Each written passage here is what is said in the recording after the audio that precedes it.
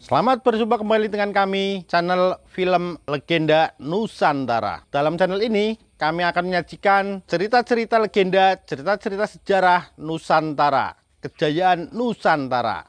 Semoga kita semua akan menyadari bahwa negara kita, Nusantara, adalah negara yang sangat luar biasa. Salam NKRI.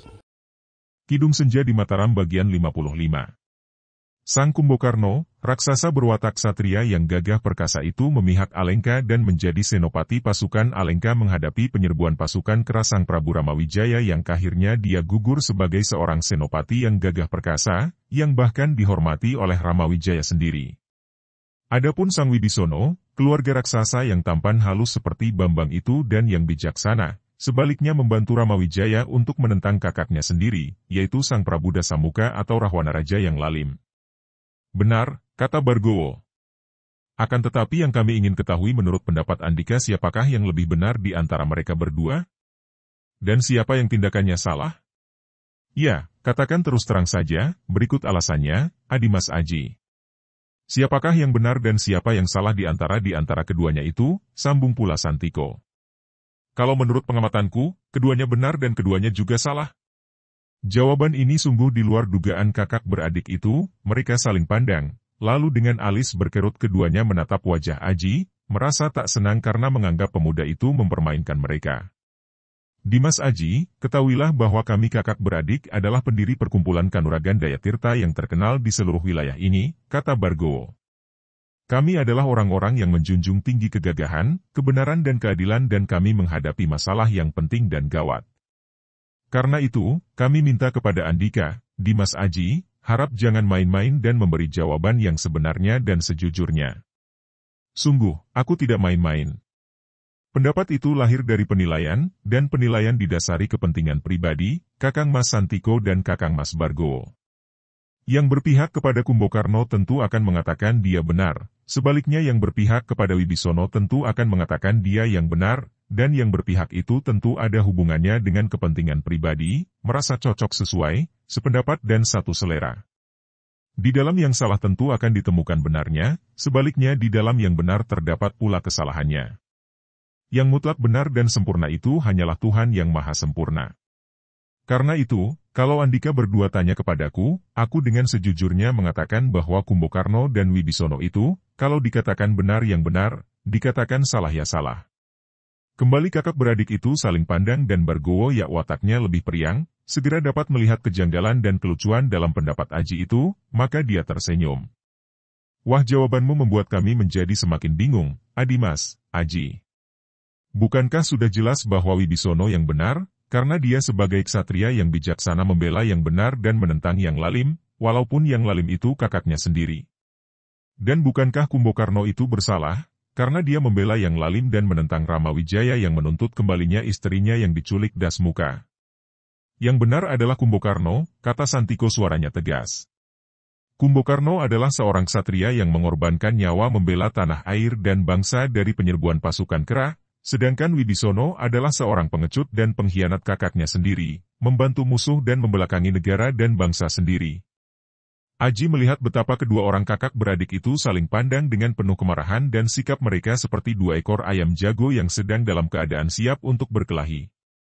Ah, harap Andika berdua memaafkan aku harap bersabar. Mengapa kita ribut-ribut soal kisah pewayangan? Itu hanya dongeng, tidak ada harganya untuk kita pertengkarkan. Lebih baik kalau Andika berdua menjelaskan, sebetulnya ada masalah apakah di antara Andika berdua? Siapa tahu, mungkin saja aku akan dapat membantu memecahkan persoalan itu. Kita bicara tentang Andika berdua saja secara langsung, bukan bicara tentang kisah pewayangan. Suara Aji penuh ketenangan dan kesabaran yang tulus, membuat kakak beradik itu agak reda dan sabar. Kembali mereka saling pandang dan keduanya mengangguk. Tanpa kata pun keduanya menyetujui untuk menceritakan tentang persoalan yang mereka hadapi kepada pemuda itu. Begini, Adimas Aji, kata Bargowo. Keadaan kami berdua hampir sama dengan keadaan Kumbokarno dan Wibisono, oleh karena itu tadi kami menanyakan pendapat Andika tentang mereka berdua. Kini, perang berada di ambang pintu. Agaknya, tak lama lagi Mataram akan menyerang Ponorogo dan menghadapi perang itu, timbul pertentangan pendapat antara aku dan Kakang Santiko. Seperti Kumbokarno, Kakang Santiko berkeras akan membantu Ponorogo menentang Mataram, sedangkan aku berkeras untuk membantu Mataram melawan Ponorogo. Seperti Kumbokarno dan Wibisono, kami berdua juga mempunyai alasan kami masing-masing. Kakang Santiko berlandaskan membela tanah air dan bangsa, sedangkan aku sendiri berlandaskan membela kebenaran dan keadilan karena kuanggap bahwa Sang Adipati Ponorogo telah memberontak terhadap Mataram. Nah, kami berdua sungguh mengharapkan pendapatmu dalam hal ini, Adimas Aji. Bagaimana menurut pendapat Andika? Aji bersikap hati-hati. Diam-diam dia terkejut dan maklum akan gawatnya persoalan. Pemberontakan terjadi di mana-mana, para adipati dan bupati saling berlomba untuk rebutkan kekuasaan. Kesatuan rakyat terpecah belah karena membela junjungan masing-masing, seperti halnya kakak beradik ini. Setelah dia berdiam diri sebentar, seperti biasa dia mohon petunjuk dan bimbingan Tuhan Yang Maha Kasih dalam menghadapi keadaan yang gawat, dia lalu memandang kepada kedua kakak beradik itu. Sebelumnya aku menyatakan pendapatku, aku mengharap Andika berdua bersikap jujur dan suka menjawab semua pertanyaanku secara terus terang. Nah, pertama-tama aku bertanya kepada Andika berdua, Andika ini bertanah air apa dan berbangsa apa? Kami berkelahiran daerah Ponorogo, tentu saja kami berbangsa Ponorogo, kata Santiko. Ponorogo termasuk wilayah Mataram, aku merasa lebih tepat kalau mengatakan bahwa kami adalah bangsa Mataram, kata Bargowo. Kalau begitu, pertentangan pendapat antara Andika berdua adalah bahwa Kakang Mas Santiko membela Ponorogo dan Kakang Mas Bargowo membela Mataram, begitukah? Benar sekali, kata Bargowo. Tidak salah, sambung Santiko. Lupakah Andika berdua bahwa sebetulnya Ponorogo, atau Mataram, hanya merupakan sebagian saja dari Nusantara? Di zaman Mojopahit dahulu, bukankah tidak ada perbedaan antara Ponorogo dan daerah manapun juga, yang ada hanyalah suatu negara kesatuan? Kita tinggal di Pulau Jawa, kawasan Nusantara, dan kita ini sebangsa dan setanah air. Kita ini bersaudara dan kini kita akan bercerai-berai, terpecah-pecah karena adanya perebutan kekuasaan di antara para pemimpin kita. Kakang Mas Santiko mengatakan hendak membela Ponorogo? Ponorogo dan rakyatnya yang akan Kakang Mas bela, ataukah Kakang Mas sebetulnya hanya membantu Adipati Ponorogo yang hendak merebut tahta kerajaan Rakandanya, Sang Prabu Hanyokrowati di Mataram?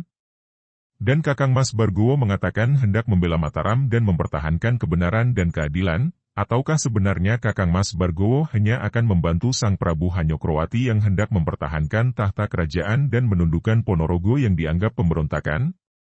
Kakak beradik itu saling pandang, agak bimbang karena apa yang diucapkan Aji itu merupakan pandangan yang baru bagi mereka. Harap Andika berdua pertimbangkan dengan tenang. Bukankah kalau terjadi perang antara Ponorogo dan Mataram, maka perang itu merupakan perang antara dua saudara yang saling memperebutkan kekuasaan? Angkara murka telah menguasai hati dua saudara yang saling memperebutkan kekuasaan, dan akibatnya, rakyat jelata ikut terseret dalam perang saudara yang mengerikan, saling terkam demi membela dua saudara keluarga kerajaan yang saling memperebutkan kekuasaan. Akan tetapi Ponorogo diserang, tentu saja kami harus mempertahankan, kata Santiko. Ponorogo memberontak, maka Mataram akan menyerbu, kata pula Bargowo. Tentu saja terdapat 1001 macam alasan, yang pada hakikatnya bersumber kepada perebutan di antara kedua pemimpin.